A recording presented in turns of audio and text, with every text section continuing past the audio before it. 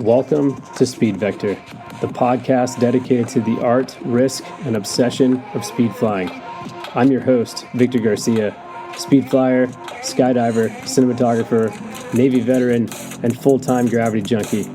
Every week, we dive into the lines we fly, the gear we trust, and the stories that push us past the ridge and into the void.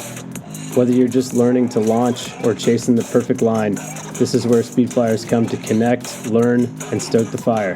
This is Speed Vector.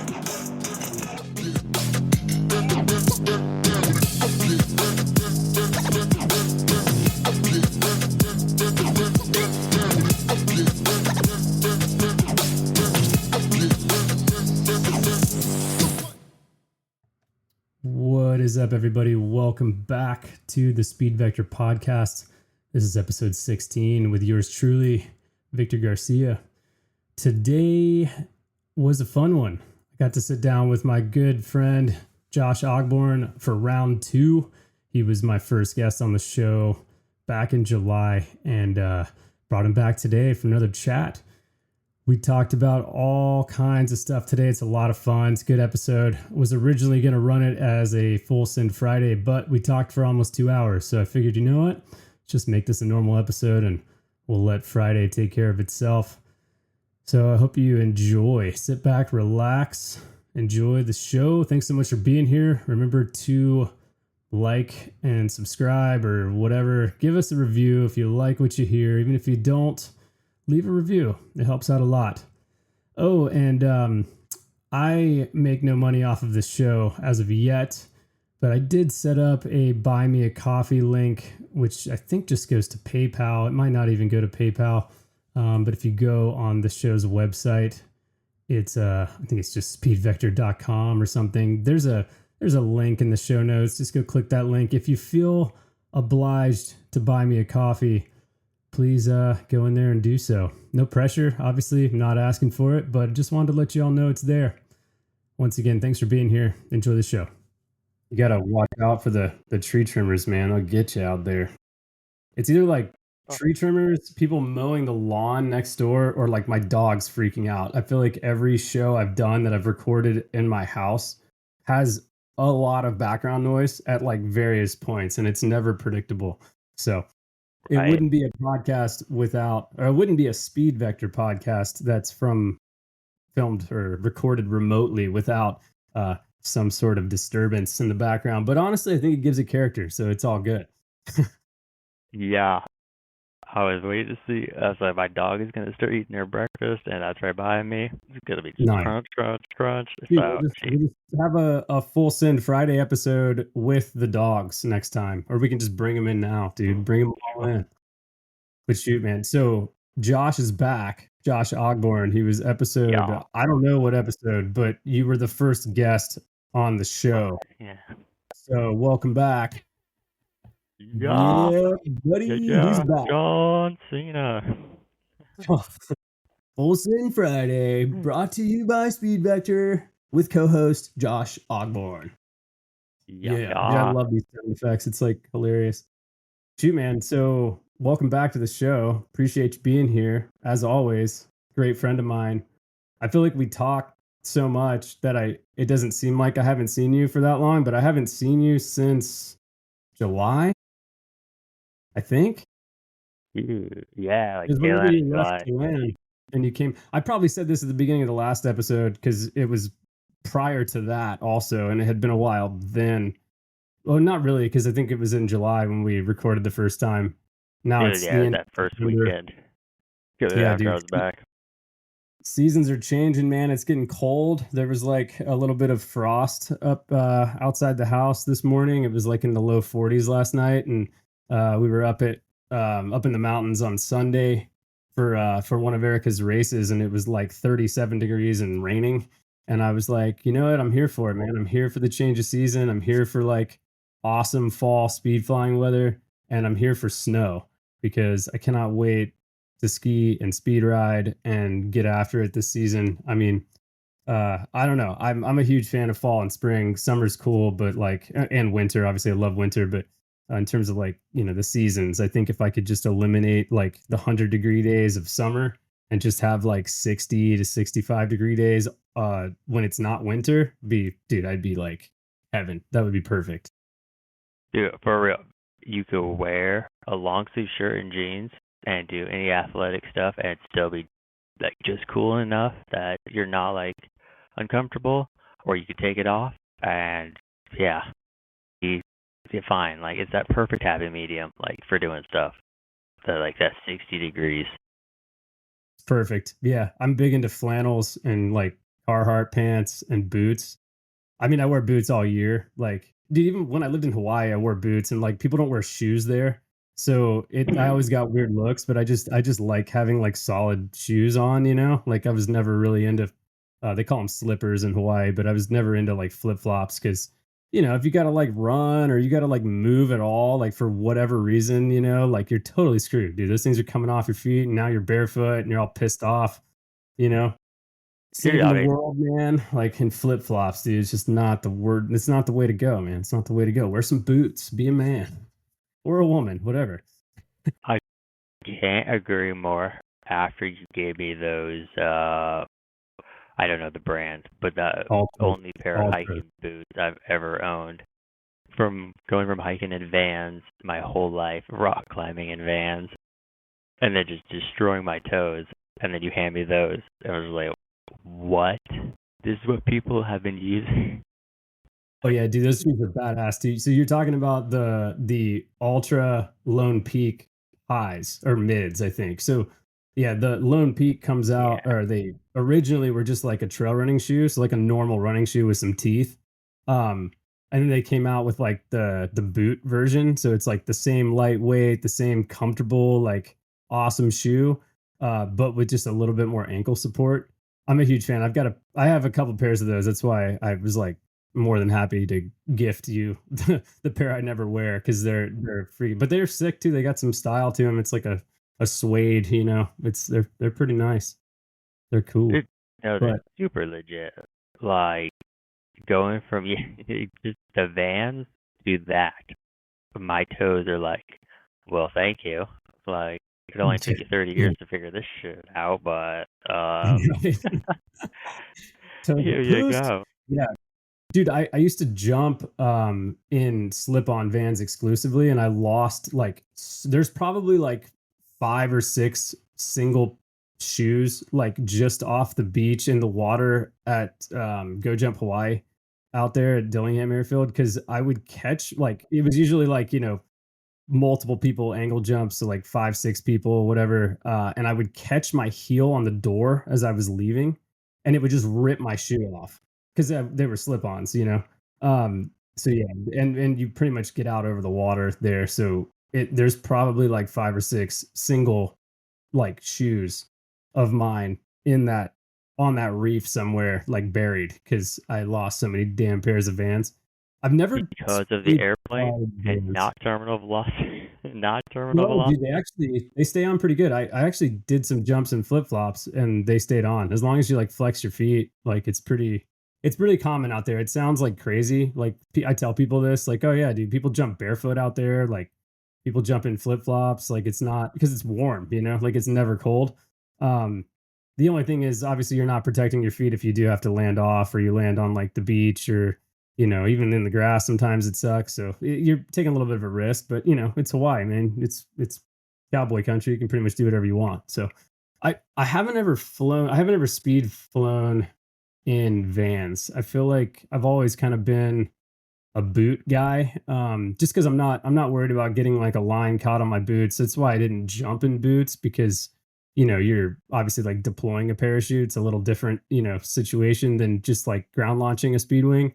Um, but it's funny, I always thought like, oh, I'm protecting my ankles by wearing boots. But the injury I had, I could have been wearing, steel toe boots. It might have actually made it worse. Like I think if I had Vans on and they just ripped off my foot, maybe it wouldn't have been as like traumatic as it was. But I don't know. I mean, I'll still wear boots, but it's a question I've asked myself. Like I wonder if it had something to do with the shoes I was wearing. But I don't know, man. Hindsight. I'm tired of talking about this damn Yeah, injury. I gotta uh, stop. all the friends that I've been there for like ankle breaks, whatever. It's always the Vans or those like mid or high tops that cause the problem. Not like the injury or the broken bone, but it happens, and now your friend's screaming on the ground, and you have to undo all the laces so meticulously because they're just screaming at every bit of motion. And slip-ons, which boom, comes right off. But It's yeah, true. And that it was does me affect. when I did take my shoe off. And I don't remember that because I think my eyes were closed or I was looking at you or something. But yeah, Tim did that pretty quick work. He just like got the damn thing off, and I was like, "Oh, you got my shoe off, like right on." Uh, Yeah, it's kind of one but of those things we like looked at each other. He's like, should I knock him out before I do this? Or should I just do it? I was like, I'd have been like, I, "Bro, why are you punching me in the face? I've got too many concussions, dude. you, Don't punch me in you the will face. not go out. Oh my god. I come in peace." Bro, it's hilarious. Yeah, not to recant that or relive that BS, but I mean, dude, I'm back to almost back completely to the land of the living, man. I think I sent you a video last night. We were walking our dogs, yeah, a couple of our dogs in this park, and I like trotted for the first time. That was the Yeah, first time that I yeah. have like moved that quickly without being on like an elliptical or something, so technically standing still. And it didn't totally suck. So I'm like, man, maybe flying is, not too far off. I mean, my hope is, yeah, mid October. I could probably do it now. I just am not in a huge hurry because I don't want to put myself in a situation where I'm not quite ready, like my leg's not quite ready, and then figure that out, the hard way. I'd rather be like fully confident and then in like Right. my strength and mobility and stuff, before I like send it off the deep end. Even though, dude, I am like Jones, and man, I'm so freaking ready.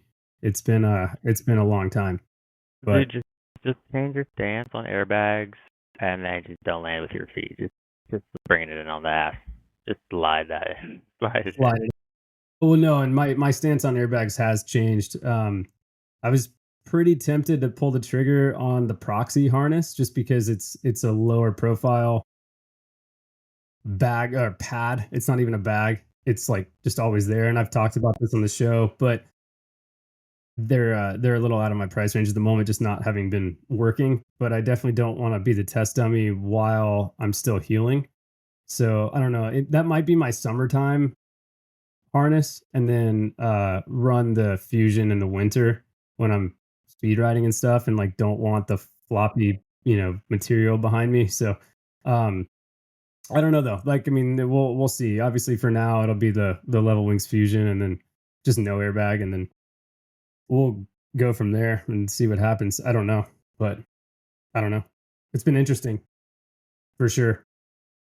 Hot topic in my life the last 4 months of wondering if airbags are good or bad. I've dude literally talked about it with Alex Amplats for like an hour Right. on Yeah, you're on talking about this off air. Yeah, like we Oh, we we dove heavy. If anybody listening to this hasn't listened to that episode, I highly recommend it. Alex is just a gold mine of knowledge and experience, and a really cool guy. And yeah, we dove pretty deep into airbags, and he was very outspoken about the fusion one. He's like, because he uses the fusion harness, and but he had a rigger friend of his make him a lower profile airbag, and it's honestly like how it should be out the box. Like it's like it's still ram air, but it's not floppy. It doesn't move. It like stays put, and he's able to remove it, but it's all like it's like with a zipper and not with like those little like weird kind of loops with yeah, the like those I don't even clips. know which shape, like cylinder thing that you it's so dumb, dude. It's hard to get on, it's hard to take off, and it's not secure somehow. I mean, I know how, like the mode of connection is crap, but anyway, yeah, Alex was super outspoken about. He was like, "Let's just be honest, it's garbage." And I was like, "Okay, like I'm glad that you said it because I mean, I really like level wings and I love that harness, but like, yeah, the airbag is like, if that harness is at a 10, that airbag is like a 1.5. It's just garbage. So I'm hoping that they change something, but we'll see. Yeah, I wanted to build my own airbag for a while using like rated impact foam from old harnesses from like ozone, for example, here. It's like the foam's rated, but yeah, it's not like some cheap foam or something, like I remember hearing someone was gonna try to put like plastic or something in it, not necessarily to absorb the impact, but to like transfer energy into more of like a horizontal, displacement rather than vertically, relative to the tailbone, I guess. So that was like their take on it. But yeah, my logic's always been like, if the foam isn't rated to take an impact, then you should not be using that if you're gonna make your own airbag. But this is gonna just get torn apart and chat. I don't know if you have a chat yet, but when you have a chat, you're gonna rip this topic apart. Yeah. Everyone's opinionated on it, but I still think yes. Like if you're learning anything, new or whatever, trying anything that maybe you haven't done, just put an airbag on. Like why Yeah, not? like But it's interesting. So Todd Higley and I were talking about this actually in the LZ. He had a student, badass ripping skydiver dude, just trying to cross over to speed flying. So it was one of those like pretty hands off students. And we're down the LZ waiting for him. And we were talking about this, and he's like, he asked me a question. He's like, and he knew the answer, but he's like, what is an airbag for? And I thought about it for, a few seconds. And I'm like, in my mind, it's for riding your reserve straight down and landing on your ass. Because what's going to hit first when you're hanging from your hip, the hip points, the hip mounting points, under a reserve, you're going straight down and you're going to land on your butt. And there's nothing you can do. It's hard to PLF when you're like suspended going straight down, right? With your butt being the low point.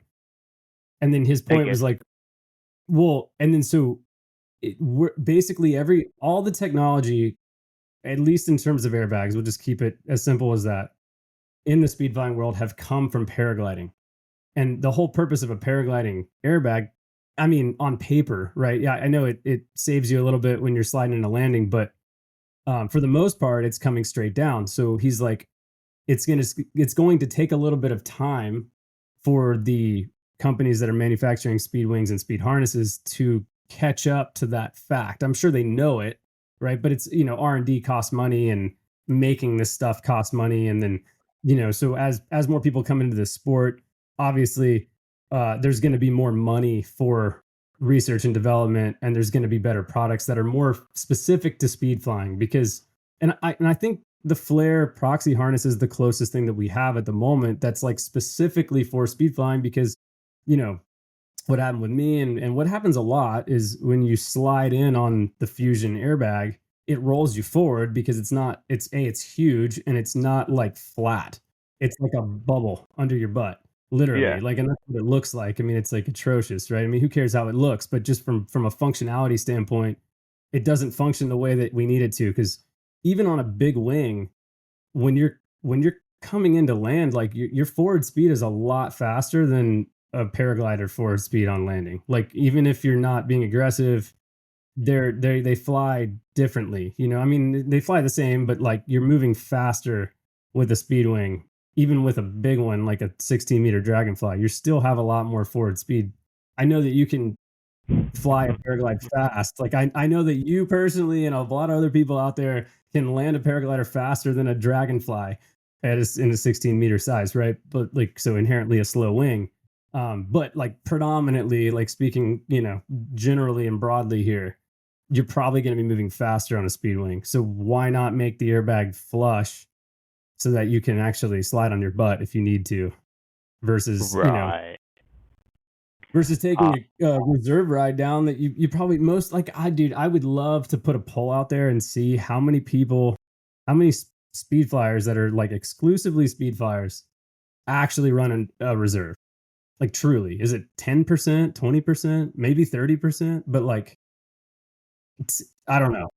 Let's put a It's a poll small out number. there. I want to know I'm the speculating. quantitative data here. This is a quantitative thing. So like we could get stats on this now. I just I'm want to know curious. yes or no.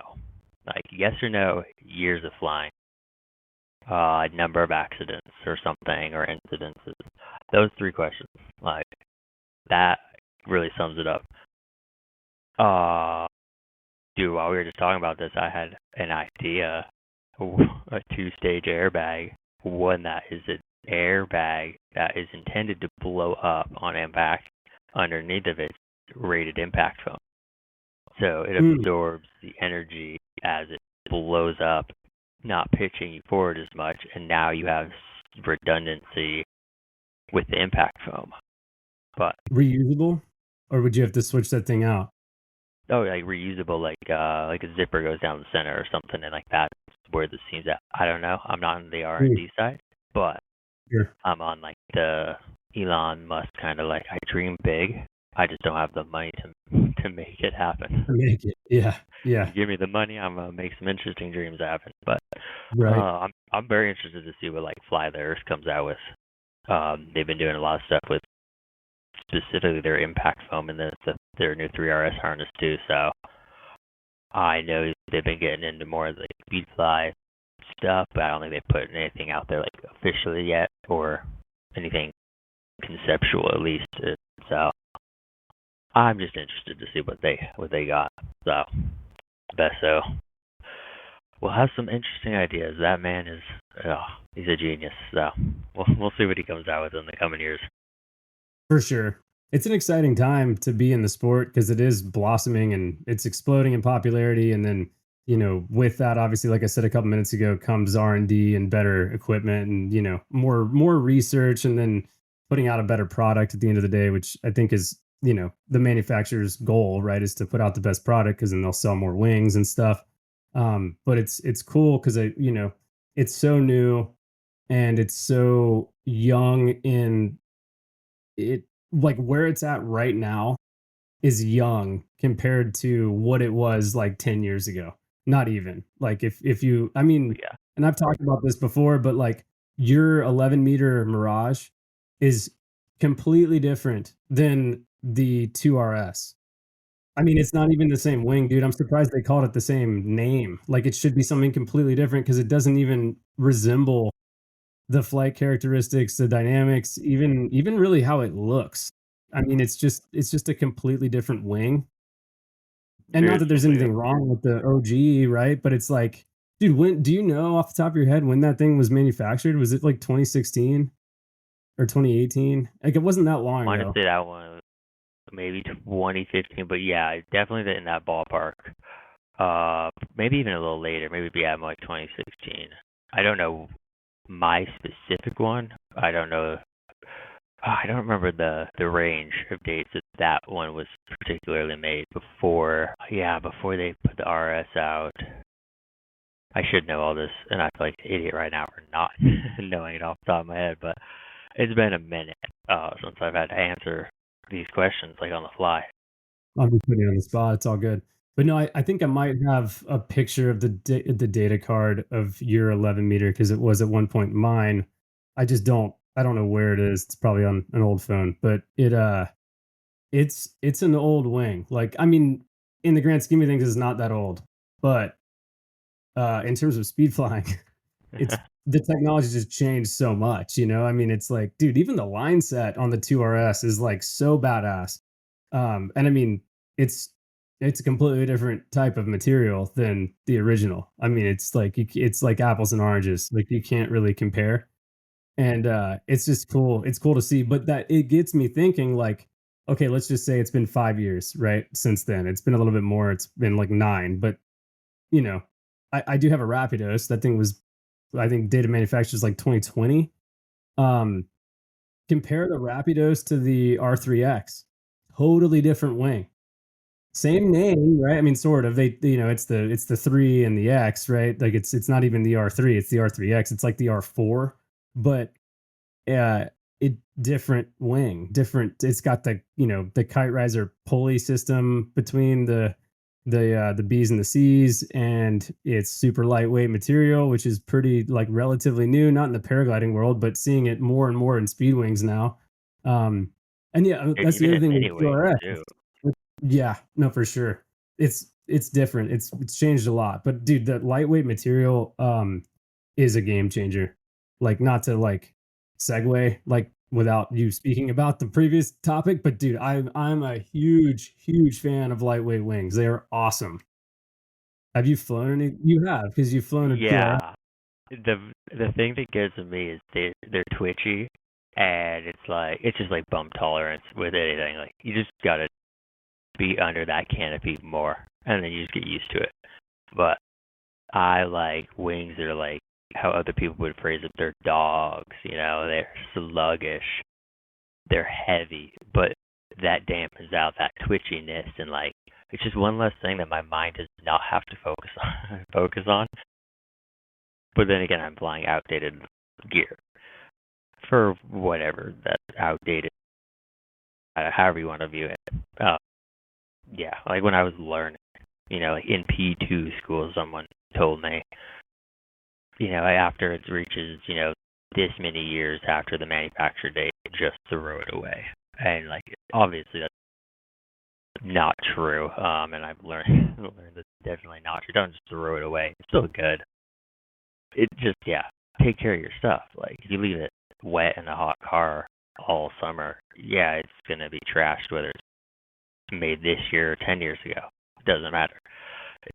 But I'm getting off topic here. So I know we were going to talk about mini wings versus speed wings, and I'm trying to segue into that. But no, you're good. Yeah, I mean, we've got some stuff I want to talk about.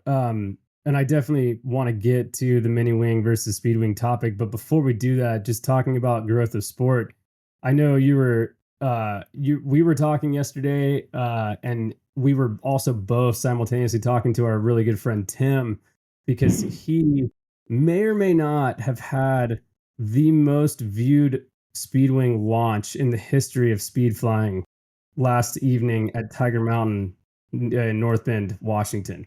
Dude, what was it at the time of its launch? Like 55 million on that stream? 44 million and counting. I mean, it was closer to 45 million viewers. And so Tim texted me, or I think I texted him. I was like, "Hey, you flying today?" And he's like, "Yeah, I'm super pissed because I'm waiting for the shuttle at Tiger Mountain, and there's a streamer here, and it's literally taking forever." And I'm like, "Okay." So I'm like, I'm obviously out of the loop, right? I'm like, when you say streamer, I think of like, video game streamer on YouTube or like whatever, Twitch. I've never been on Twitch, but like I realize that's a thing. So I'm like, right. What are you talking about? And he's like, he's going for a tandem. And I'm like, oh, cool. Like, right on. What's his name? And he's like, I Show Speed. And I'm like, I've literally, dude, like, honest to God, never heard this guy's name, never seen even a second of his content. And I look him up on YouTube, and of course he's live. So I click the live link, and he's in the parking lot at Tiger Mountain, just adjacent to the LZ. And I'm like, oh, this is interesting. Like, what's this guy all about? Have no idea. Right. So I'm like, just grinning and bearing it through this live stream, because I'm like, I don't know what's going on. I don't know what this dude's MO is, but they went from, I thought they were going to the shuttle, but the shuttle picks you up in that parking lot. So they left the parking lot and they went to like this random grassy kind of really tight, like alternate LZ, and had like a full on boxing match for like 30 minutes. Like, there was like all these random people, dude. And this guy couldn't walk 2 feet without somebody running up to him being like, Speed, like, let me take a picture with you, like, blah, blah. And I'm like, so this guy's really freaking popular, right? Like, famous dude. Like, no idea why at the time. Like, I was like, I don't know who this guy is. Like, I don't know what his MO is, but like, people seem to like him. So then they do this boxing thing, and I'm like, I can't watch this crap anymore. So I turned it off. And then like an hour later, Tim's like fuming. He's like, dude, we're finally on the freaking shuttle. Like, this is ridiculous. I just want to fly. He's like, but watch the live stream, because I think you might be able to see me launch. And I was like, oh, cool. Dude, literally couldn't script this. So he's on the launch. I turned it on. The speed dude or whatever is like filling out a waiver. And then he's like, oh, this guy, he's going. And then he starts yelling stop to Tim. And of course, Tim's not going to stop. So Tim said he heard him say that. But he's like, he knew it was him. So he was like, yeah, no, screw you. Like, obviously this dude's like a funny guy. He's like, just like clowning or whatever. Right. Whatever. Right. But the cameraman that's filming, who's like a pro, like I saw his rig, like his camera setup. It was like, I have no idea what it was, but it was some super high tech thing. But you know, when you have 50 million subscribers, like you probably have a lot of money to spend on cameras. So the dude pans and watches Tim his entire launch. And then the iShow Speed guy walks down the launch a little bit, and they're still showing Tim. And then, dude, so Austin was a really cool guy. He's a tandem instructor out at Tiger. I've met him, talked to him a couple times. He's cool. He was iShow Speed's tandem instructor, and he comes onto the live, and they're like talking about what he just saw, and he's like, "Yeah, that's a speed wing." And I was like, "Dude, this is freaking huge, man. This is like 44 million people were just like, what is this?" And I mean, even if 1%, 40,000 people got onto Google and typed in Speedwing, like I Right. bet you there was an uptick in Google searches yesterday evening and for Speedwings, right? Like, I mean, Dude, dude. I'm gonna So pull up then, Google Trends right now. dude, seriously. So Tim texted me after, and I like sent him the video because I was able to like record it or whatever. And um, he was like, "Yeah, dude, there was like 500 people in the LZ, and I like threaded the needle and did this big swoop, and everyone's cheering and stuff." And I was like, "Bro, you got to send me that video." And he's like, "I forgot my camera at home." And I Yeah. was like, "Damn it, dude! The one day where it might have mattered, you didn't bring your camera. Are you kidding me? Like, come on, man." But no, I was cracking up. I'm like, well, I mean, that's one way to get some eyeballs on the sport, you know. Um, but could that be a bad thing? You know, I mean, I don't know. I mean, is it positive to get 44,000 people looking up what a speedwing is because of a random streamer, or Bro, I look don't at know. this.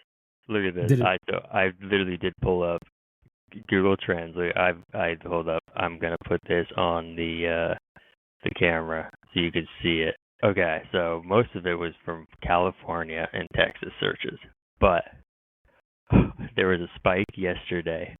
Look at this for the search term speed wing. This is yesterday. Dude, no way. What so for those of you that aren't watching this on YouTube, it goes from like arguably like maybe 1 to 100. But is that Zoom like in. 100 searches, or is that scale different than? I think it's just like a scaling thing, like relatively. Okay. I think this So was it 100%, like 100% influx. 100%. So like whatever that means for Google Analytics, but or whatever, like data, but it went from uh, probably like zero or like a fraction of a percent to like spiked 100. Does it say what time of day that was? It had to have correlated because there's no way that that was a coincidence. It probably did correlate. I don't know what time zone it's in. It's not showing me. It's saying 1:27 a.m., but that's I don't know what server this is pinging off of to get this data. So I I'm mean, sure. if it's abroad, who knows? But if it was East Coast, then I mean that would still be pretty late in the day. But I Oh, mean, yeah, it was a like little. Sorry. 5:30 and 6 p.m. Pacific time.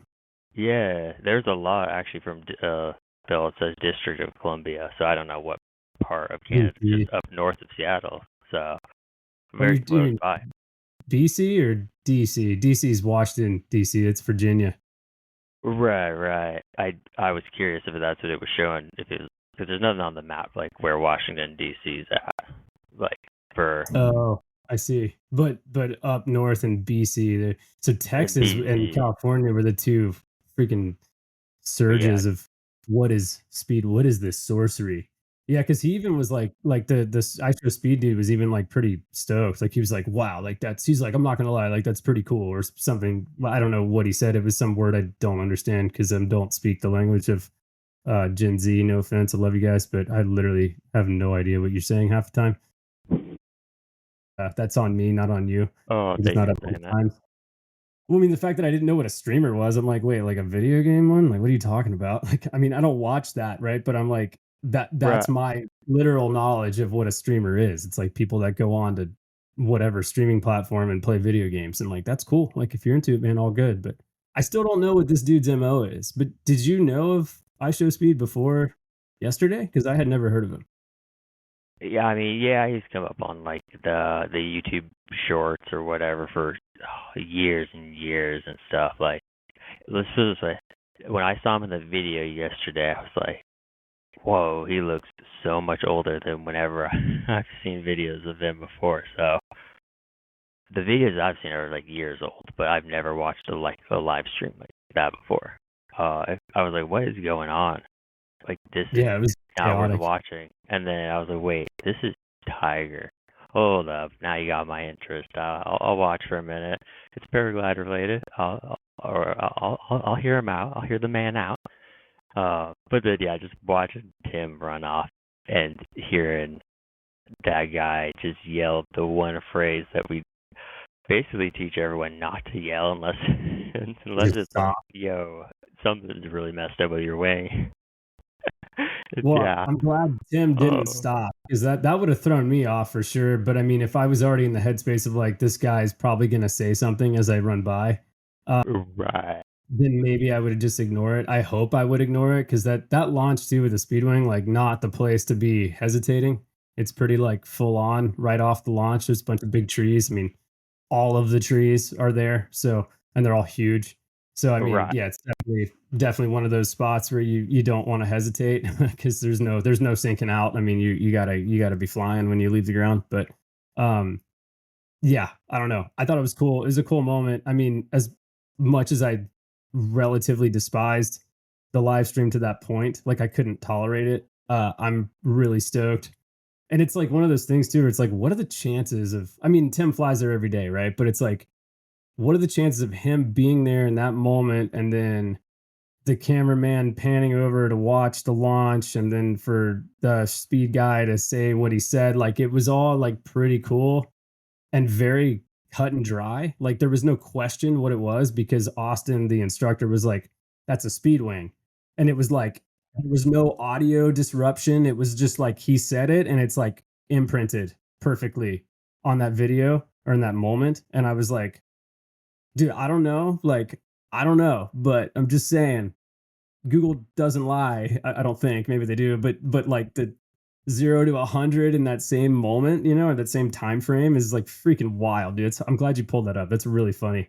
It Yeah. got me stoked. It's not even like, oh, I was joking with Tim this morning. I was like, dude, you should have just screamed like, listen to Speed Vector podcast as you like ran off the launch. He was like, damn it, dude, I should have. I was dying, bro. I'm like, you gotta. It's so funny, but yeah, it's on Speed Vector's Instagram page if you want to check it out. But it's freaking classic. It's just a cool moment that I think um, could go down in speed flying history. Yeah. I don't know All if the Tim, truthfully, I don't know if Tim knew who he was or like how big of a following he had. I didn't know. I didn't know how big of a following he had. I was messaging him like, oh, you had like 40,000 people watching you. That was 40 million. Big I said difference. the same thing. But I said the same thing. yeah. I was like, yeah, dude, I was like, I'm a little underwhelmed. Like he's got 50 million subscribers and he only had 44,000 watching. And he's like, dude, you missed 3 digits. It was 44 million. I was like, Yeah, what, that was 44 cropped off million on my phone people? too.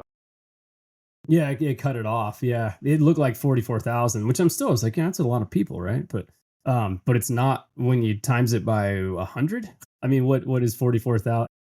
It's times 100, right? My math skills are I think it's depleted. times 1,000. 3 zeros. Oh, dude, I'm like I said, retarded. That makes sense. Okay, No, it's all good. times 1,000. And yeah, dude, that Yeah, guy, I guess he was he was here in Boise like the days prior doing something.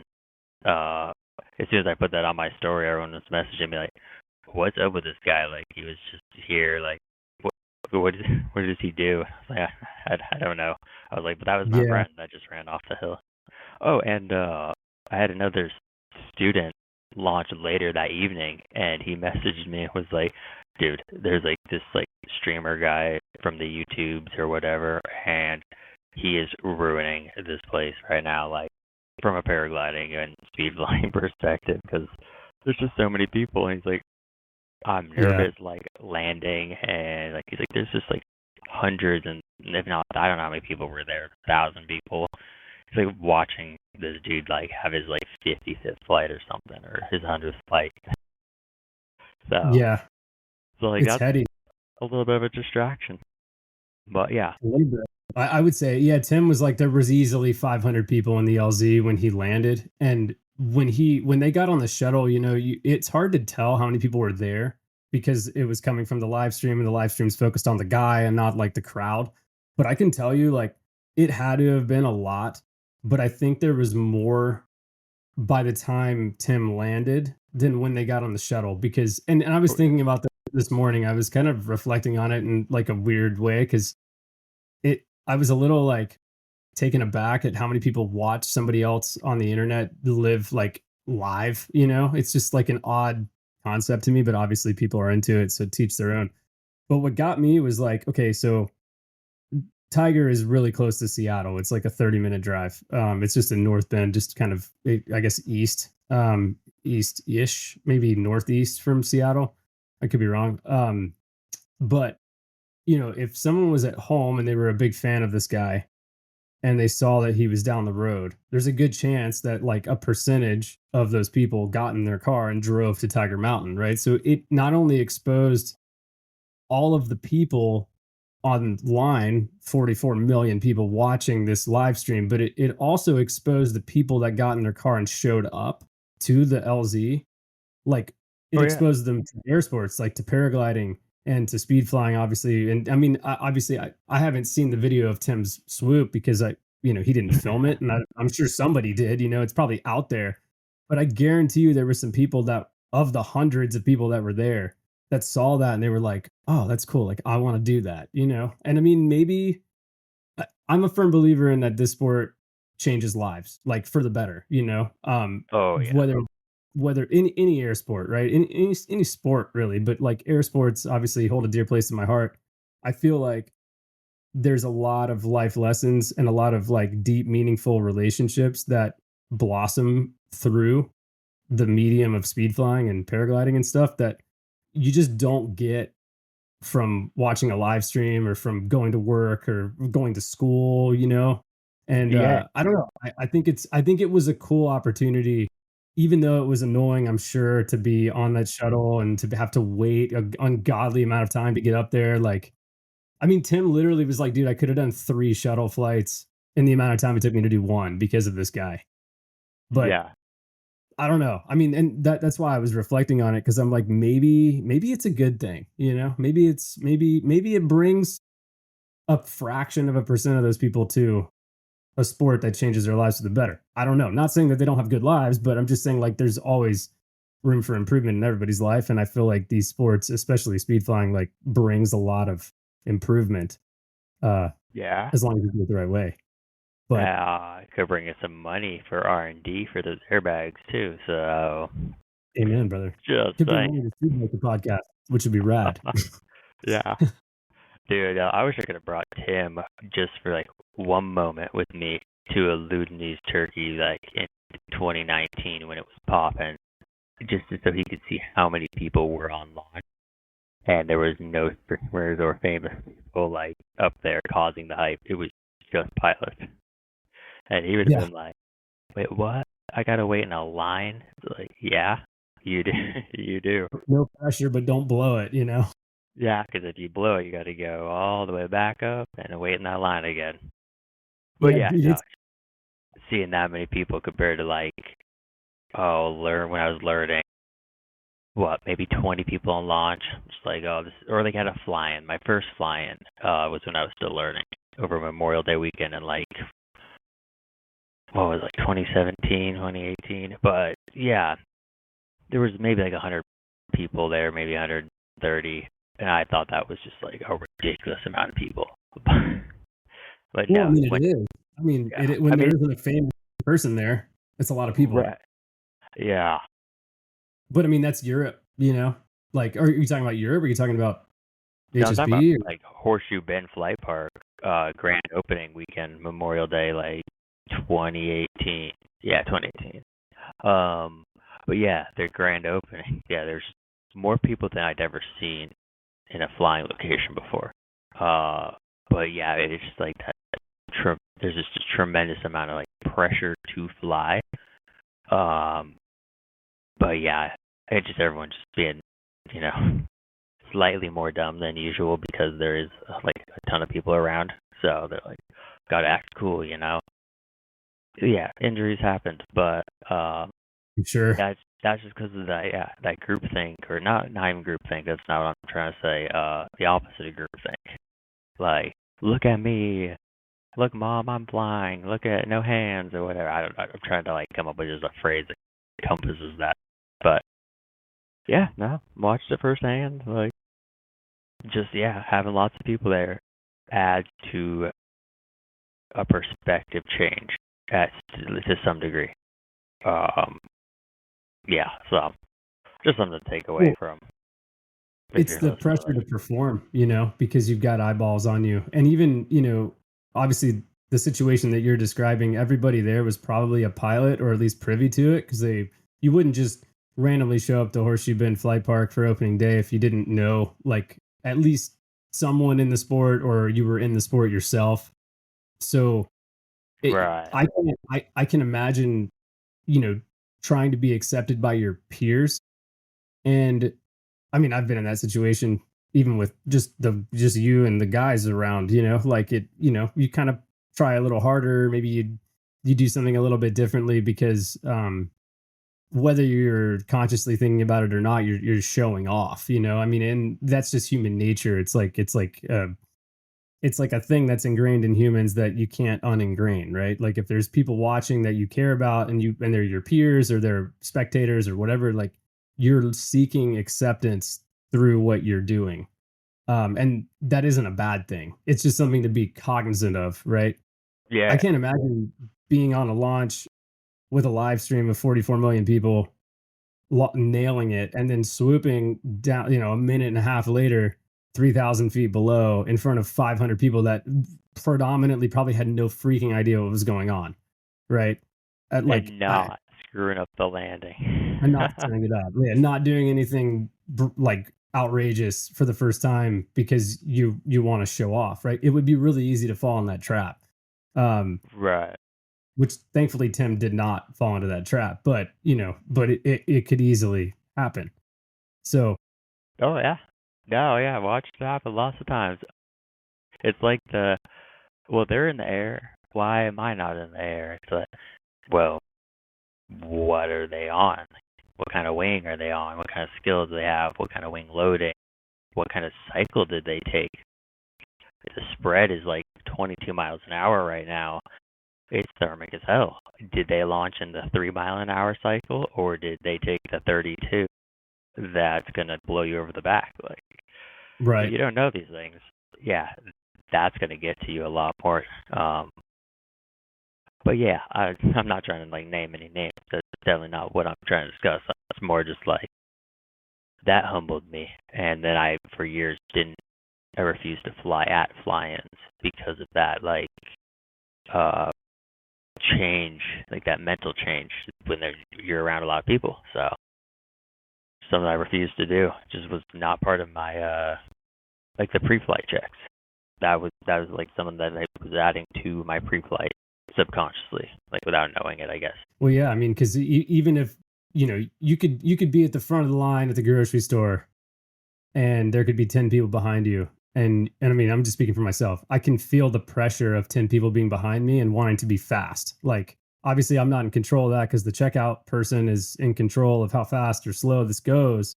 But like, you don't want your freaking card to fail, or you don't want like the chip reader not to work, or you know, whatever. And then you take a scenario like that and you put it into like a flying environment where there's like 10, 12 people behind you that are waiting to launch, and you're fumbling around with your like lines and stuff, and like trying to get set up and clipped in right and do your pre-flight stuff and do your regular ritual before you, or routine, you know, before you launch. The pressure could put you to the point where you would just send it and hope that you did everything and not know that you did, because you took the extra 5 seconds to check, you know, all the stuff versus or 30 seconds, you know, versus just turning and burning. It's a very, very common and very understandable reaction to line, you know, like you just feel a little rushed. And it doesn't have to be a line, right? Like, I mean, you could just be on launch with like your friends, and there's this unspoken and not even necessarily fact based pressure that is there than if you were there by yourself, you know? I've had very strong feelings both ways. Like, oh, I hate that I'm up here alone. I hate that I'm the last one to launch.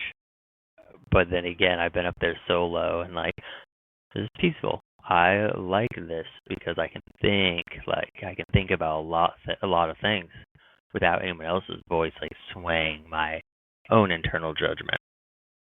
So, yeah, love it or hate it. I've had it both ways. It's interesting.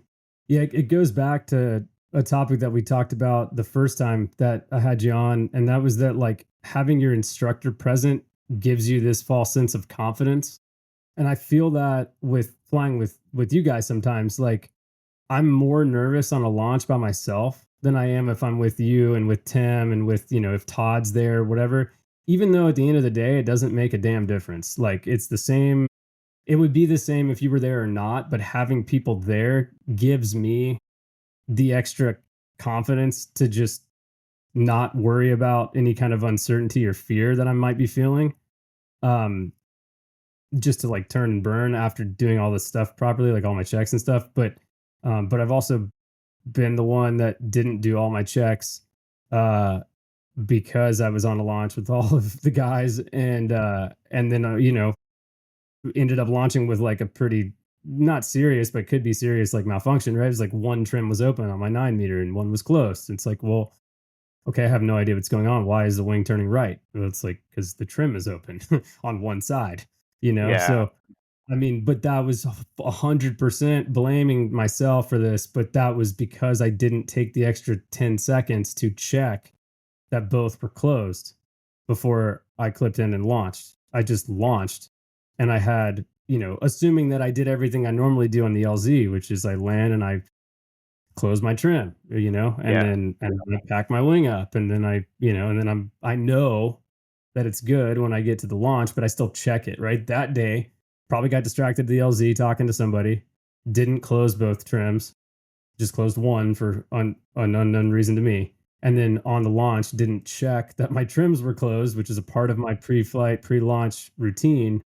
And then I launched and had to fly a new to me, you know, size and weight and wing loading down. And that's I literally flew the entire flight that way. I landed that way. Because I didn't know what was going on. I thought I had like a tension Right. knot, a sensory overload, dude. I was like, whoa, like this is scary. And then I just flew my ass off and managed to not die or get hurt, you know, which was honestly like pretty lucky because that, I mean, it was scary. But that's my fault, right? That's me allowing external pressure in and rushing myself or allowing myself to be distracted when like this is my routine. This is how when I land, this is what I do. Period. I learned a huge lesson from that day, from that experience, that a single moment or those two moments, right? Which turned into a bunch of cascading events because it all dominoed, right? But like Yeah. my what I took away from that is like it doesn't matter if you're on national television or on a YouTube stream with 44 million people watching, like you do this shit the same way every time. Because if you don't, there's a really high likelihood of you screwing something up and then, you know, changing your life forever or getting lucky and getting away with it, but being scared shitless, you know? So neither here nor Yeah. there. But Yeah, there's a thing that I told any student that I had was like just part of the, pre-flight checks. But like the first thing that they do when they land is you close your trimmers. Like don't acknowledge the boys, don't acknowledge anyone. Just close your trimmers, close at your wing, move out of the LZ if there's more traffic coming in. But I would go and land near them and try to give them a high five. And as soon as I would like go to give them the high five, I would look down at their trimmers, and if their trimmers were still open, I would just like, psych, like, did you check your trims? And they're like, nope. And I'm like, close those things. Just do it right now, right now. And here's your high five. All right, let's go to another lap. But yeah, it's just like one of those things is like, how can I figure out a way that can help reinforce this? And me personally, like, especially when I'm flying solo, you'll hear me in the videos say, like, before I've even clipped in. Like even when I'm just doing the line checks, I will grab the loops and look at the trimmers and be like, all right, trimmer's closed, trimmer's closed. Okay, good. And then I'll do all my line checks, flip before I even clip in. Double check the trimmers are closed, clip in. You'll even hear me say it out loud again after I'm clipped in, like before I grab the toggles, because it's just going down the riser group from the carabiners to the malleons. Like it's just, if you miss it by going through those like 1, 2, 3 succinct steps, then a lot more has gone into place that you didn't catch because you had so many opportunities, like before getting airborne, to make sure those trimmers are at least at a bare minimum symmetrical. Like symmetrical. I'll say that. Right. I mean, there is a time and place to be launching with trim open, but for the most part, you're going to be launching with your trim closed. So, you know, making sure that, and it goes back to just having a set way of doing things the correct way, pre-flight, post-flight, and then doing it literally every time. I mean, every time. Like Johnny talked about when I did one with Johnny and Tim, a podcast, how he wants to make a pre-flight checklist and just like somehow attach it to himself, because it's so easy to overlook stuff. But if you have like a physical checklist in front of you, then you won't miss it, because you have the discipline to follow the checklist, even if you know exactly what you're doing. It's not like we're dealing with complex airplanes here where there's like 100 different things you have to go through. It's like, no, there's like 4, but those 4, they're each critical, right, in their own right. Like they each carry a lot of weight. So, I mean, metaphorically, right, and figurative. I mean, and literally. But anyway, just So dude, having speaking of like, that, I'm gonna grab something. I thought I had my wallet with me. This is very on topic, so hold on. I gotta nice. show the camera this because it's so worth. Yeah, like most of my wallet is Paraglide, USHPA, IPPI, all my license cards. But yeah, so one of my mentors, when I was learning, created these Lane Lamoureux, and I know it's flipped around the camera, but with On Final Paragliding, he handed these out to all the students, and it's his 3 and 15s, and it has all the different, variables that can come up, and then some like just, little bullet points. But That's I've cool. had this in my wallet and on launch with me for years since I got my P2. But yeah, I just like having that. something like I this. like that. Yeah, and then if Yep. you want any stuff about tandem exemptions, everything else on the back for like how the FAA sees our flight and everything. So if we ever need to reference it, it's like boom, it's just right there.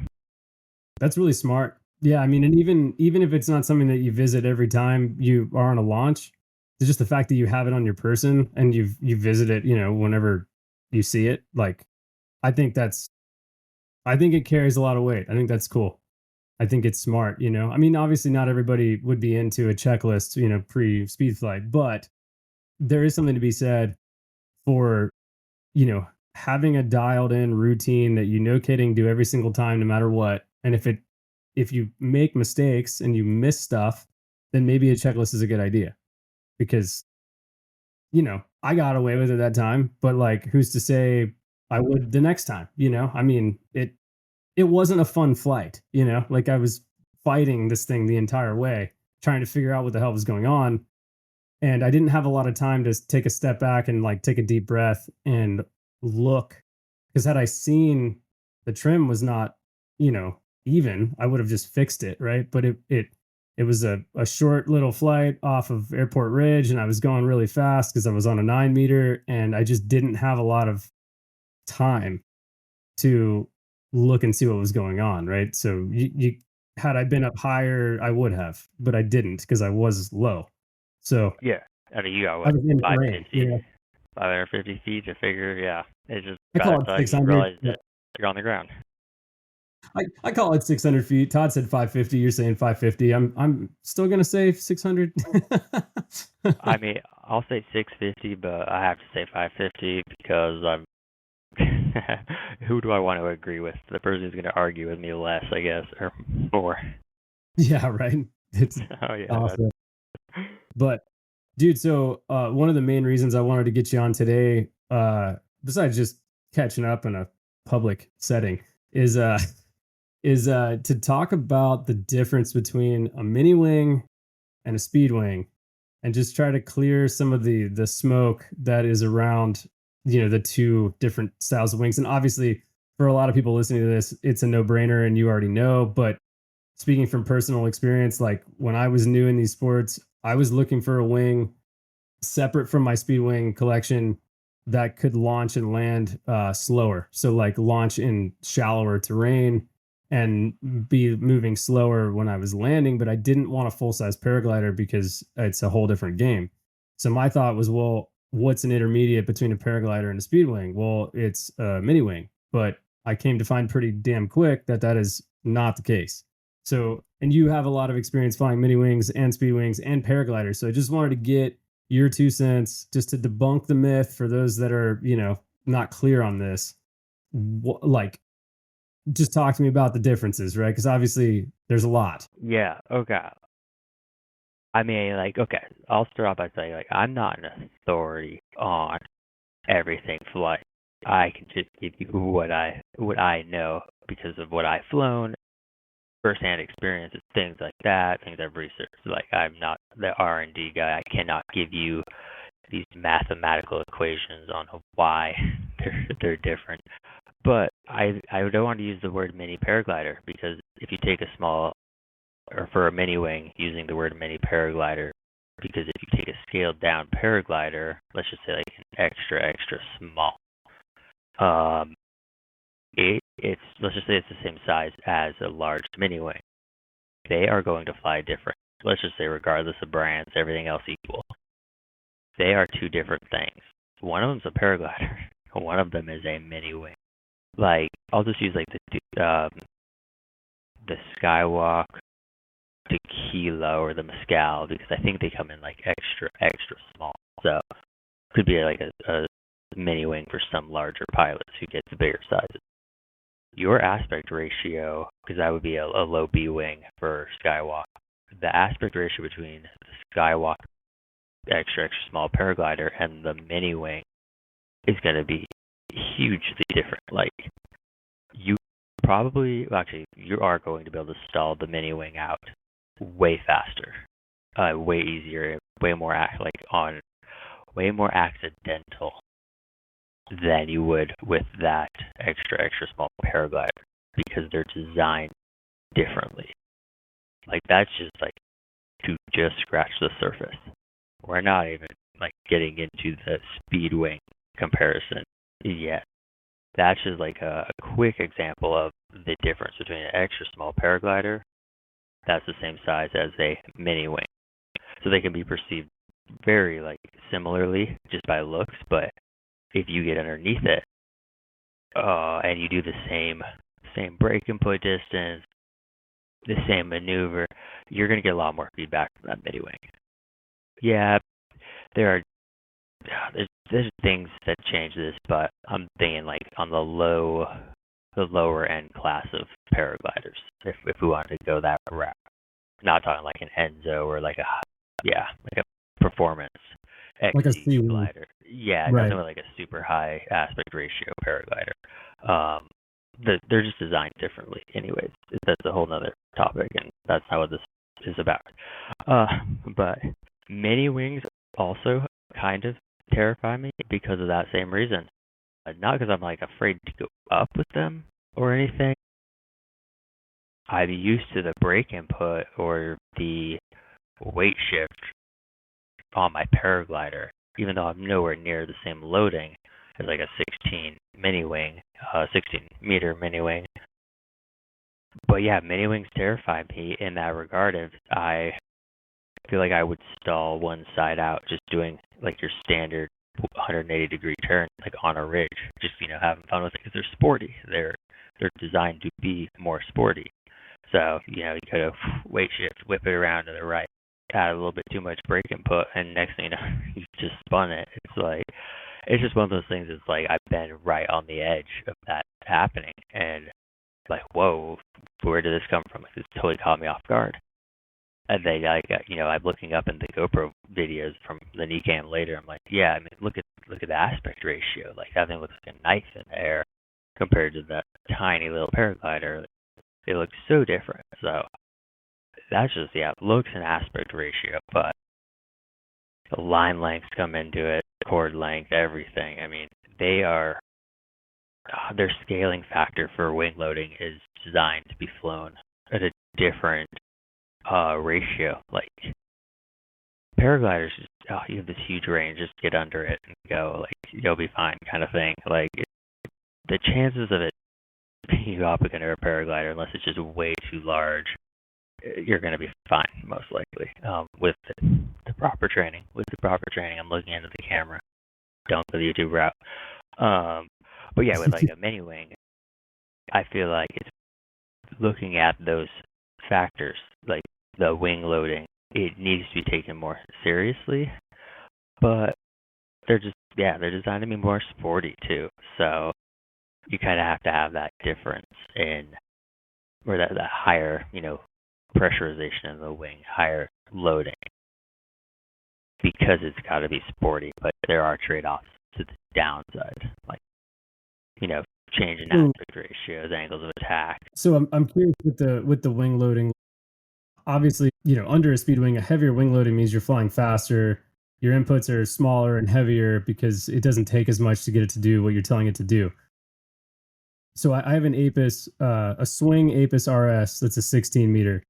When I got it, I was like, okay, well, I've flown a bunch of 15 meter speed wings at that point. I was flying an 11 meter. I think I was maybe even down to a 10 meter sometimes. And I'm like, oh yeah, like 16, it'll just be like a little bit slower, a little bit more chill than like a 15 meter speed wing. Well, I feel very underloaded under that thing. Like every bump I watch the wing do some wild stuff over my head. Just, Ronan described it as like a snake, where like it's like doing this like weird like contortion sometimes, not all the time. It's just through dirty air. I mean, my first like 5 laps with that thing were so chill. I was like, oh yeah, this is exactly what I wanted. It was like when I got past that and got into some like dirtier air or some just different, different conditions that were probably fine, but just a little bit more active air. Where I started to realize that this thing is, I don't understand what is going on, and that scared me away from it. So I just don't fly it. Like I like literally, it's just been in a bin, packed up nicely. But like, you were the last person that flew this Apis, and it was like in May. Wow, Yeah. I mean, obviously I haven't been flying for the last 4 months, but I mean, I didn't fly it. I think I flew it in December, and I did 1 or 2 laps with it in April. And that was it. So if it was a 14 meter, like instead of a 16, do you think I would have a better experience? Or is it like, I guess what I'm asking, just to clarify, heavier wing loading with a mini wing is probably a better idea than lighter wing loading. Is that true or false? Or can you not put it in an A or B category like that? So like this is there's gotta be an answer, and there's gotta be someone who's gonna be very opinionated and back their answer. But what I'm gonna tell you is it comes down to the pilot. It doesn't matter at the end of the day how perfect that wing loading is to you or how imperfect. If you're being an idiot, doesn't matter.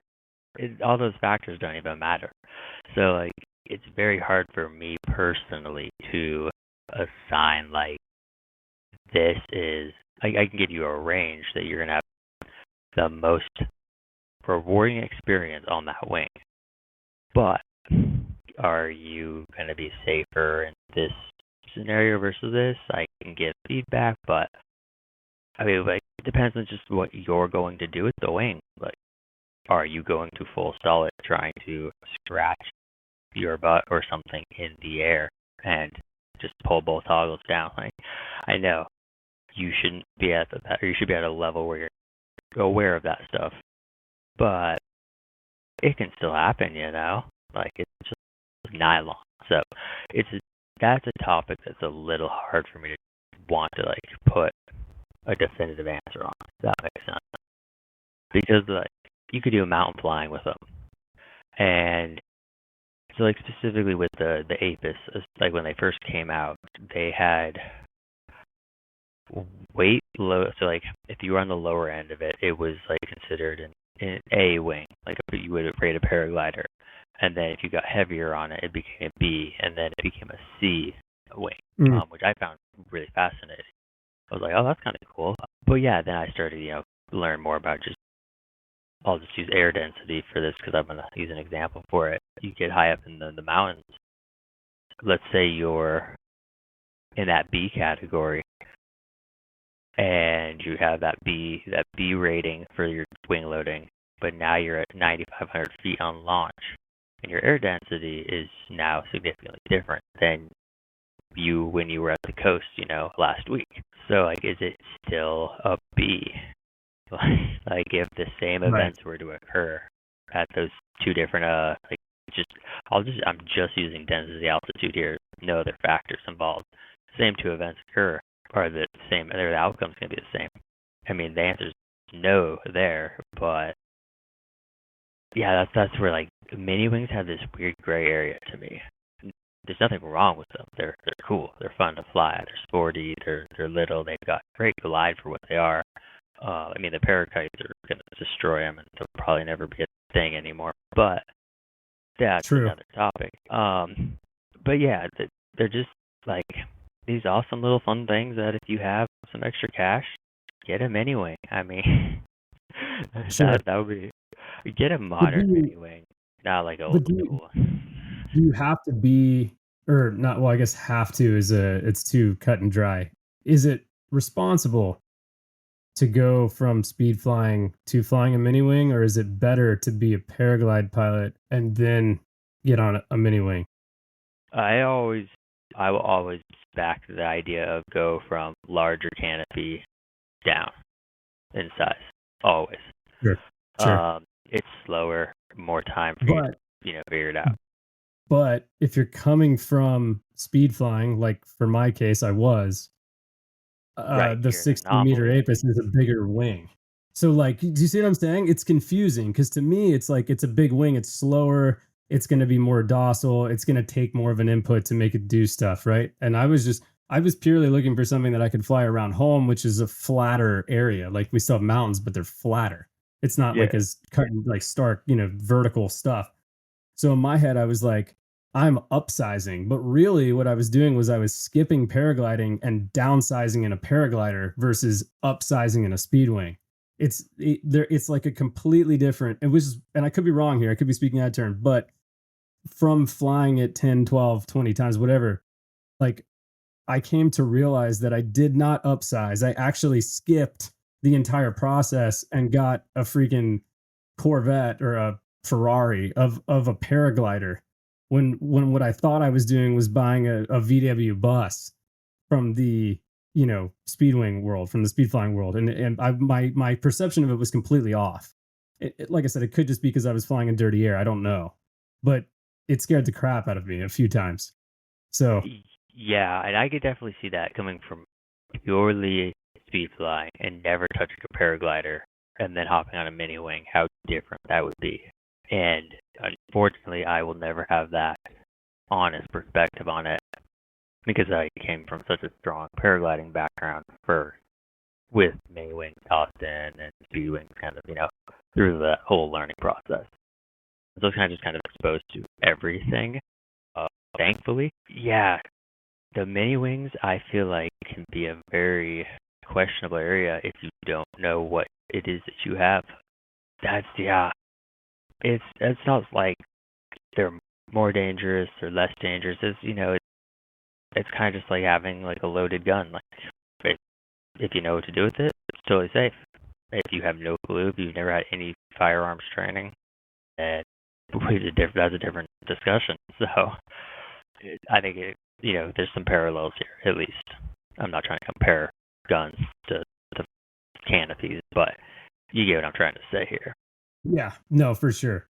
Yeah, and I mean, I think it is important, and this is my perspective is very different from yours because I didn't come from paragliding. I'm not a paragliding instructor like yourself. I don't have years and years of experience of flying big wings like that. So I think it's important to hear your perspective and to also hear mine, like I said, because I think it's easy to fall into the trap of thinking that you're upsizing when you're getting a mini wing if it's bigger than what you normally find in the speed flying world. But like I said a few minutes ago, like what I failed to realize is that it's not an upsize. It's a totally different version of flying. It's totally different form of the same activity, but just different. And it's important to keep that in perspective. I also think that a reserve should be mandatory with a pure speed wing. I mean, a pure, sorry, mini wing, because I mean, I don't know. I didn't take a collapse, but like it was doing weird stuff a few times. And I think that a collapse is more probable under that mini wing or under a mini wing in general than it is under a speed wing. I mean, it just the technology, the the design is different. I mean, completely. Like it's not the same style of wing. And I will say, dude, 16-meter Apis RS is it's 16 meters, but it's enormous because the aspect ratio is so ridiculously big that like I laid it out in the backyard and then I laid out a 15-meter that I had at the time, and it's a 1 meter difference, but like insanely different visually. Like because it's just the aspect ratio is so big. I mean, it is literally a knife. Like it is like the shortest cord, like line length or whatever in a wing I have ever seen in person. It's just like atrociously small, but also really, really wide wingspan, like huge. I mean, it takes up like my almost my entire backyard. My backyard's not that small. So like it's impressive how wide they are, wingtip to wingtip. It's crazy. Think about like on that same note, like just looking at the physical features of how the wings appear to look. How is the pressure going to dissipate and be spread out from those wingtips on a mini wing versus those end cells on that 15 speed wing that you were comparing it to, the 16 mini wing, 15 speed wing? You're Yeah, gonna have you got it. different pressurization. Yeah, you're right. It's like wingtip collapses are gonna be more of a thing on a mini wing, less so on a speed wing. I don't. You made some weird choices if you're having a lot of collapses on a speed wing, but yeah, there's more versatility in a mini wing. I if I'm grabbing a mini wing, it's because I don't have the glide on a speed wing that I own. So I'm gonna just bring the Apis for example, so I can have the glide to go either scope out a line or just to guarantee that I can make it back to my designated landing zone if I'm not sure if I have the glide. That's like Right. what I've Because it used is like a before. 16-1, I think, with the 16-meter Apis RS with the trim closed. Another interesting thing about that wing too is that it came with two sets of risers. So like the one set was like a your typical paragliding riser with a speed bar attachment. The other was just the one that I'm running, has a trim set like, you know, a Mirage. I mean, it's like the same, pretty much the same trim set. You know, I mean, it's you just push the little clamp things and it opens up, right? So that also misled me because I'm like, oh, okay, cool. This thing's just like a big speedwing. Well, it's not. It's totally different. And the other thing too is like because I like to go down and I do not like the feeling of going up. It's super foreign to me and it makes me really uncomfortable. I would launch and open the trim right away, which was fine on the days where the air was super smooth, but the days where it wasn't, it's the same thing with the Speedwing. You want to close your trim and fly in best glide um, to avoid collapses, but I was doing the opposite. I was trying to get down. And a couple of those times I was having trouble getting down. I mean, that thing is lifty, you know, and that's kind of what brought up my question about, you know, wing loading. Like, if it's a heavier wing loading, is it going to feel more like a speed wing? Because, you know, light wing loading and get tossed around more. You're gonna get lift more. You know, I mean, you're gonna go up more potentially. I could be wrong on this. At least, I guess I'm still coming at this from a speed flyer's perspective because I've flown big speed wings and gotten some boost, and then I've never felt boost on a small speed wing because I'm going too fast and it's the wing loading's heavier. So I just equate it to the wing loading, but it's probably also has something to do with just the surface area in the sky. I mean, it's, you know, more, right? But I Yeah, don't know. I'll even use just like I hate to keep comparing things to paragliders, but like this kind of same principle is gonna apply. Heavier wing loading collapses are going to happen less frequently, but when they do, they're going to be more dramatic. And then the opposite applies with a lighter wing loading. Less pressurization, you're going to have more frequent collapses, but they're going to be not as dramatic.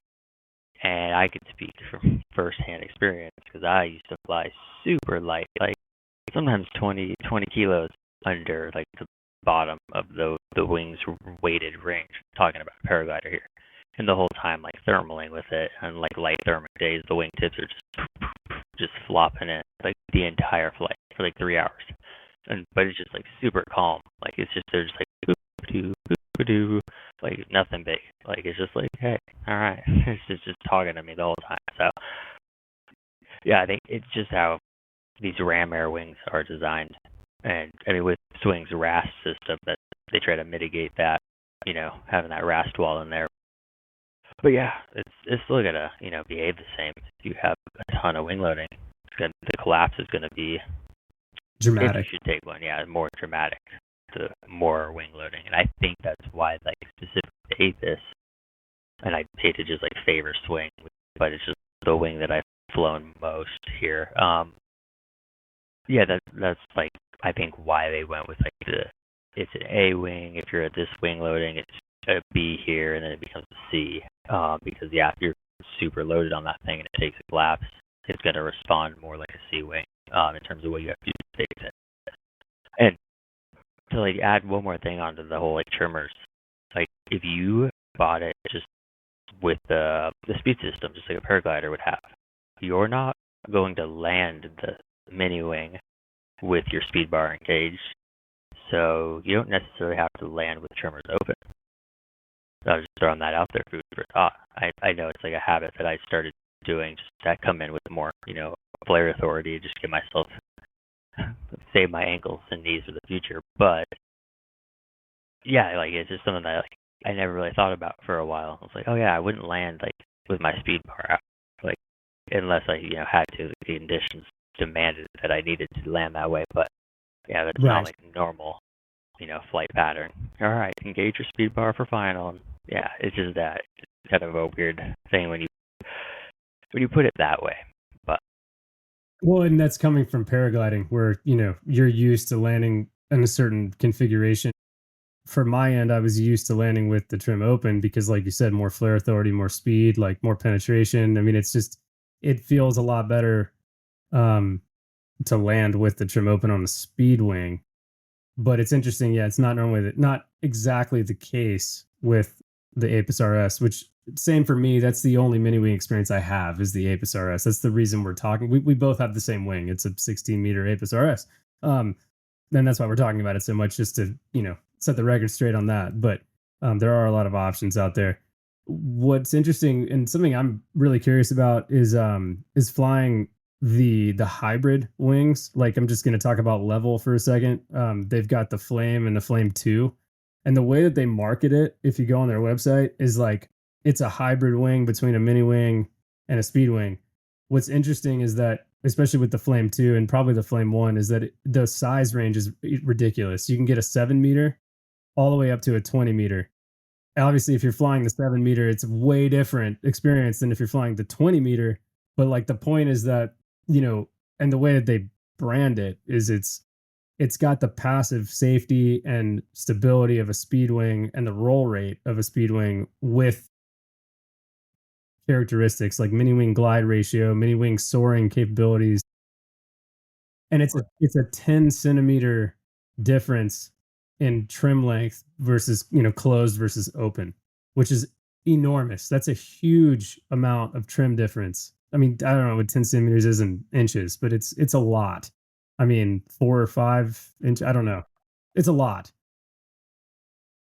I'm curious. I'm gonna, and I think that's probably gonna be the wing that when I start flying again, come back to, just because it'll be a little slower, a little easier to launch because it's gonna launch more flat, so I won't have to run as fast. Right, it's gonna be a dog. It's gonna be a good wing. Yeah.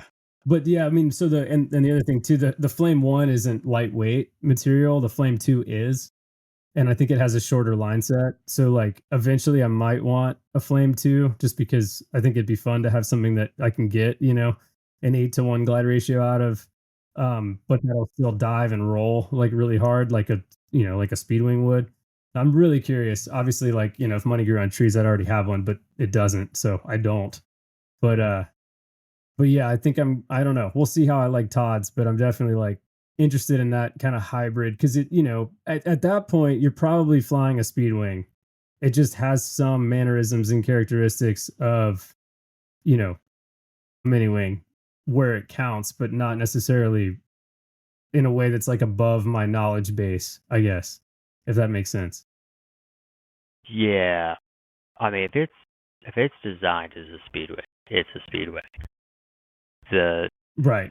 I don't want to like spread that as information that people need to go off of. If it's marketed, it's sold as a mini wing. It's a mini wing. It's not a speed wing. But yeah, the characteristics can overlap. And I'll just leave it at that.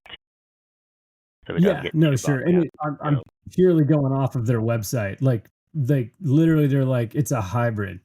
But then, I talked to Ronan Campos about it, who's a Level Wings team pilot, and he loves his flame. He's flying the 7 meter, so obviously it's gonna, like I said, it's gonna be a lot more aggressive than a 13 would be, or even a 10.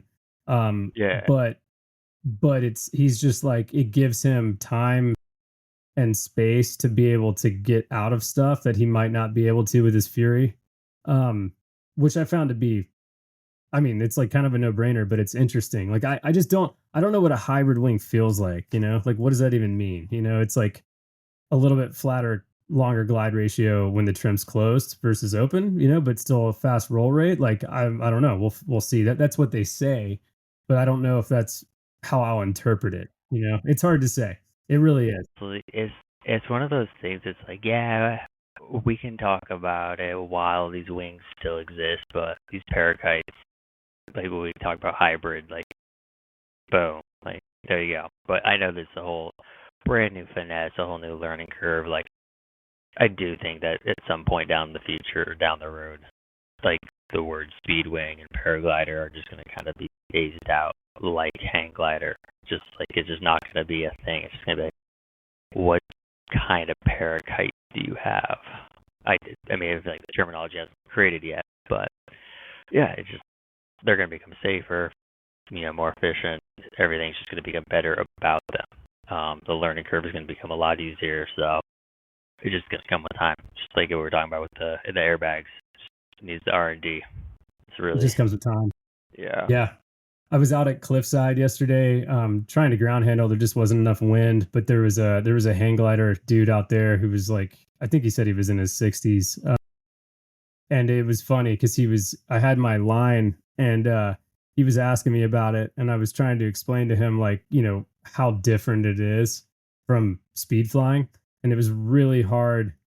It was really hard for me to articulate because it is, in my mind, it's a totally different sport with obviously the same goals, but like different way of approaching it. And then, like, of course, last night I go on Instagram, and are you familiar with Party Till Impact? That I forget his But name. yeah. I think it's Alexander or something. Super nice dude, but I could be getting his name wrong. I'm sorry, but he put something on his story yesterday, like super coincidentally, and it was like the first story was a clip of him flying like a mustache or something, and then the second story was him flying a speedwing, and within that story he like explained the difference in like a very elementary but very clear way, and I will butcher this, but I'm just going to summarize it. He was basically like, flying a parakite is like a really mellow but fun roller coaster where you have complete control, and the margin of getting hurt is like almost zero. Like you probably, I mean, it's, of course, I broke my leg flying a line. Like it's not zero, but he contrasted that with the Speedwing, which was the next video. And of course, it was like a clip of him launching off of this like super low cliff, like maybe 100 feet tall, and landing on this beach and like dodging trees. And it was just like in his face. And he was, it was probably like a 6 meter wing, like really small, really fast. And he said it's like speed flying's like, you know, hoping that everything goes well. You're not really sure. And then like you dodge 3 trees and you land and you laugh because you just survived. And like obviously that's extreme, right? It's not like that all the time, but like if you're flying in that setting, maybe it is. But it was so funny and I was thinking about it and I'm like, he's got a point. Like the parakiting is so intuitive once you learn it. Like once you figure out the control movements and all that, like it is so intuitive. And if you want the wing to do something, like you just do whatever it is you have to do to make it happen and it happens. And I'm saying that in a way where it sounds complicated, but like what I'm trying to say and convey is that it's simple versus like on a speed wing where you know you have multiple things you have to do. I talked about this last Friday when I was talking about the line. It's like you've got your trim, you've got your rears, and you have your brakes. Those are like three different tools on your tool belt to make the wing do what you want it to do. With parakites, you don't have any of that. You just have the toggles. And like that's it. And whatever you want to do is all in your hands and your body. Like there's not a lot of like questioning if you need your trim closed or if you need to be flying on rears or whatever. If you want to flatten yourself out, you just pull your hands down. And if you want to go faster, you just put your hands up. Like it's simple. Um, and of course, there's purists out there, and I won't mention any names, but someone really high in the sport messaged me and was like, after that episode, and he was like, "Yeah, man, I just can't get behind the parakites. Like, call me old school, but like, I love flying speed wings." And I was like, rightfully so, dude. Like, you are who you are. You're a major pro. Like, you've been doing this for as long as it's been a thing, if not longer. I totally respect that, and I feel that way too, to a certain extent. It just depends on the setting and what I'm trying to get out of it. But um, it eventually will take over. I mean, and you're already seeing it happening, right? Because like just use the R3X as an example, or the Fluid Wings Thor. Like they're designed to fly on rears with trim open. If your trim is closed, then you can fly on toggles. But if your trim is open, then they're designed to fly on rears because it's got that pulley system where you're manipulating the B's, C's, and D's kind of all at once versus flying just on your brakes or flying on your rears. Right. So Are you talking we're about already the seeing Odin like or the Thor? the Thor. It's the Thor has a very similar riser group that the R3X has. It's got like that rope pulley between the Oh, B's and the right. C's. Yeah, So when about you're grabbing on your rears, you're like not only it I mean, and if you're flying on your rears correctly, even on like a Mirage, even an older Mirage or an older, Rapidos, right? There's no pulley there. But you don't want to just be pulling on your C's. You want to be pulling on both your B's and your C's. They've just made it easier to accomplish that without screwing it up, because obviously you don't want to pull too much on your B's, right? Like there's a ratio here. You got to be heavier on your C's. But if you're just pulling your C's, then you're manipulating your wing, contorting your wing about the same that you would be if you're pulling on your brakes. It's a little less, but like you're contorting your wing less if you're flying on using B's and C's, mostly C's, but some B's. Does that make sense? I'm probably yeah. articulating it poorly, but it's just interesting to see how like the parakite technology is now coming into what I would consider like a typical traditional speed wing, like the R3, the R3X. Because I mean, that's how they're meant to be flown. Like if you have the trim open, they are designed to fly, and they fly a lot better on rears than they would if you were just flying on toggles. So Right, because it's changing that pivot point in terms of the angle of attack. Yeah, adjusting it with purely rears and B's. same If thing as a there's parakite. I was saying, if there's anyone out there who has an OG Mirage 11 meter in good condition, hit me up, por favor. I will buy it from you.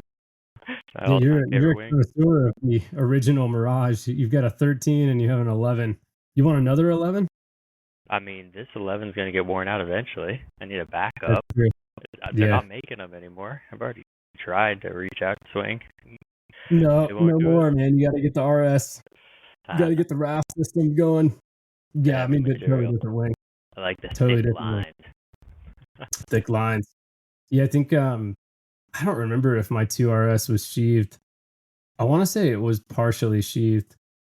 like the bottom end of the lines were like closer to me, but I think like the further you got away and closer to the wing itself, I think they were really thin, like stupid thin, but I strong. like that Allegedly. your ozone 9 meter. I They're cheap. forgot which iteration that was, but yeah, wasn't that one sheathed all the way up to the upper All the way cascade? up. Yeah, Yeah, I dig that. I really like that. It just like promotes confidence. Obviously slower, but like what are we, we're splitting hairs. Like I'm still hauling ass with that thing. It's just like we're splitting hairs, but they're all sheathed. yeah.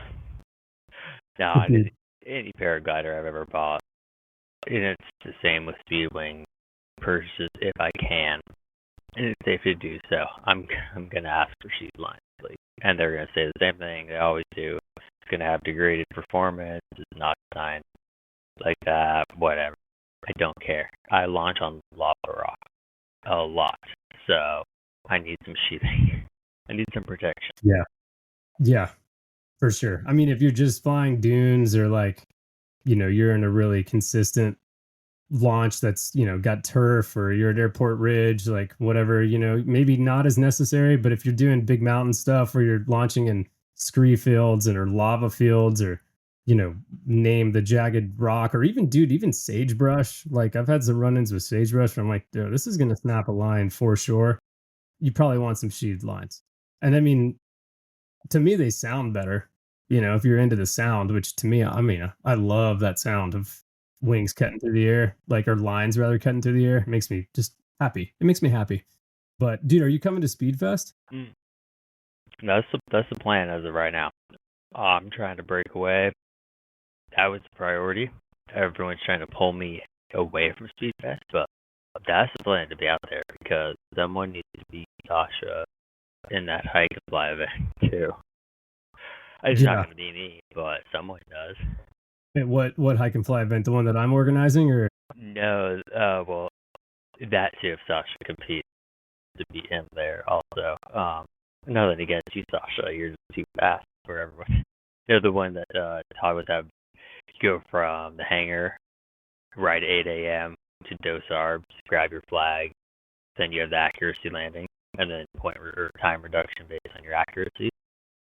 But yeah, if someone can run up the mountain fast enough, launch and land before anyone who got a bullseye and got their time reduced, it's just like, all right, I see that. It's a strategy. It's a race. I get it. But someone needs to beat Sasha. That's all I'm saying. If you're listening, Sasha.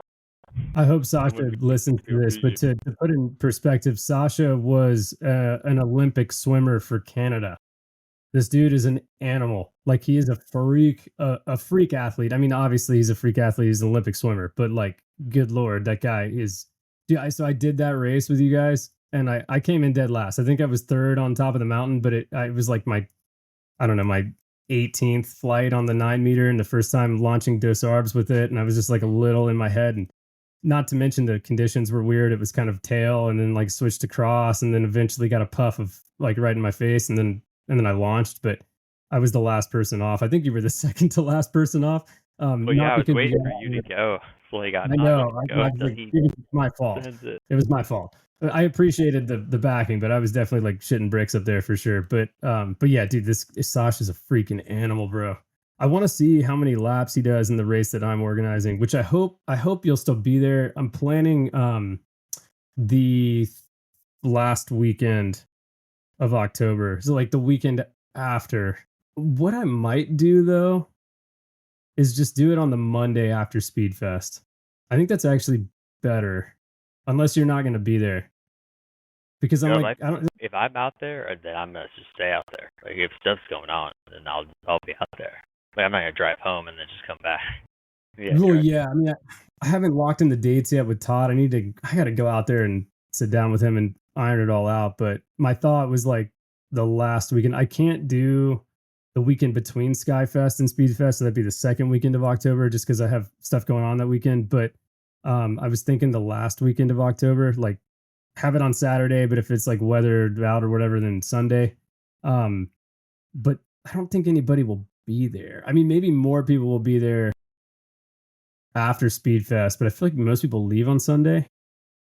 So it might be better to do it on the weekend, but then you won't be there most likely because it's a whole week later. I don't know. We'll see. I mean, in all honesty, it's probably going to be just like a locals event because I don't think people are going to travel out there for it just for that, right? So, but if you are in town, definitely do this race. It's going to be fun.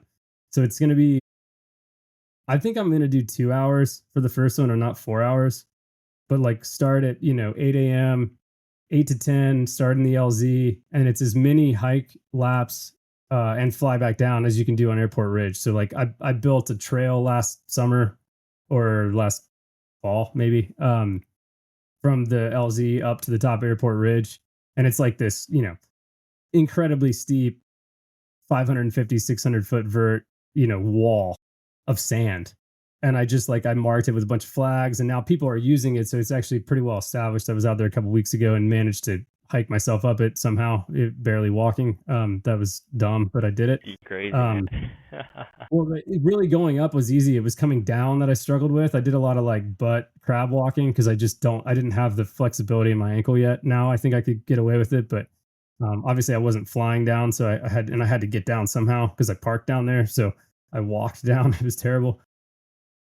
But yes, like the goal is like, you start in the LZ and you run up or walk up the trail, fly down. That's one lap, and just how many you can do in a set amount of time.